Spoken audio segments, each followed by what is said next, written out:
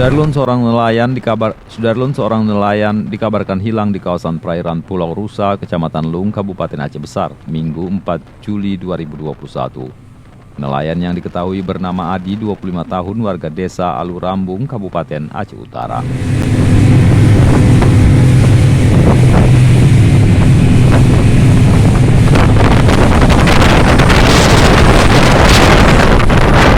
Berdasarkan informasi, korban jatuh ke laut dan terbawa arus. Kini tim Basarnas sedang melakukan pencarian terhadap korban hilang di sekitar Pulau Rusa hingga radius 2 nautical mil ke arah barat laut pencarian.